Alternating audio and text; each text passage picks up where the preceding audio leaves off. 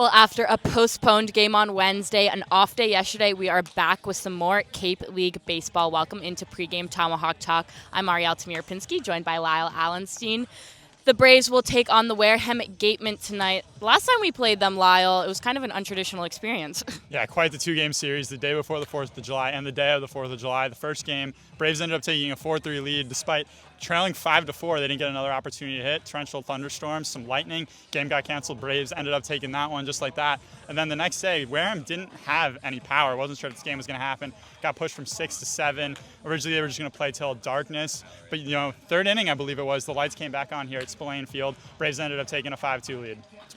Well, so far so good tonight. We will be playing at 6 p.m. here at Spillane Field. Talk to me about the pitching matchup tonight. Folger Boas back on the mound. Last time the Braves were here, he was the starter, and he pitched very well, efficient couple of innings. And then you've got Tate McGuire on the mound for the Gatemen, who's second summer with the Gatemen as well. Last year threw 26 innings with a 2-1 record. He's only thrown 4 innings so far this year, but hasn't given up any runs, so quite the pitching duel tonight.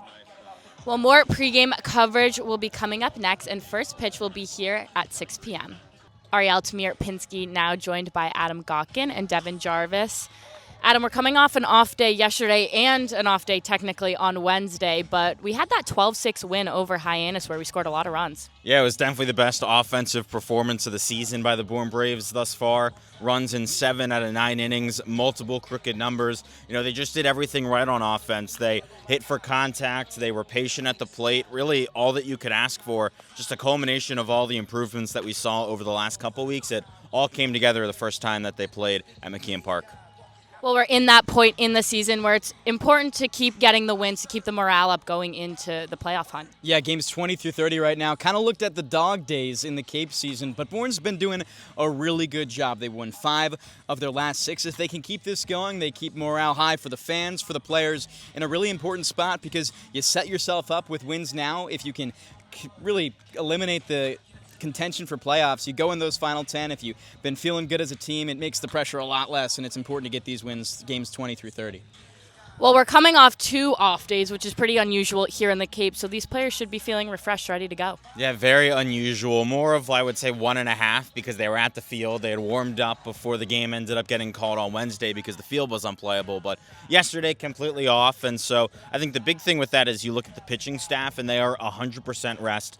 The entire bullpen is available today, so we'll see how they're managed by Scott Landers. There's just 2 more days until another off day, so they can really do what they want, and we might see maybe some tighter leashes just because there's so many guys available and so many guys that need to throw.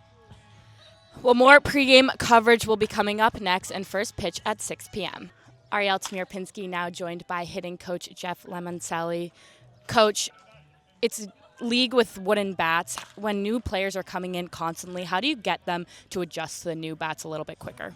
Well, just finding the sweet spot and just getting comfortable with the weight and everything. And, a lot of these guys have used them in college, especially in the fall. But it's not a real big adjustment for them. But obviously, aluminum bats, the balls are going to be hit a little bit harder. But they do a great job of understanding the sweet spot and taking BP and understanding where to hit it. And it's been a good adjustment for them. It's been quick. And I know pitching coach Kevin Curtin has the pitcher's journal. Do you encourage any kind of mental routine for the hitters at the plate? Absolutely. I believe in it. I got certified 3 years ago by Brian Kane, and I believe in it. The mental performance training is especially in our game, it's a game of failure.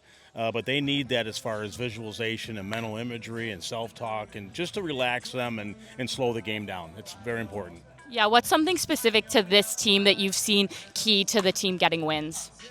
Well, when we pitch well and play defense and have timely hitting, we put it all together, we're going to win. But sometimes, like early on we struggle with one, maybe the pitchers weren't, throwing strikes. Maybe then the hitters weren't getting timely hits or hitting at all. But when we put it together, because we have a good pitching staff, and they've been throwing well lately, and I know we can hit. So when you put it all together and play good defense, we're going to win games. All right, I've seen you've been warming up a little bit. You've been throwing BP all season. How's the arm feeling? It's getting better.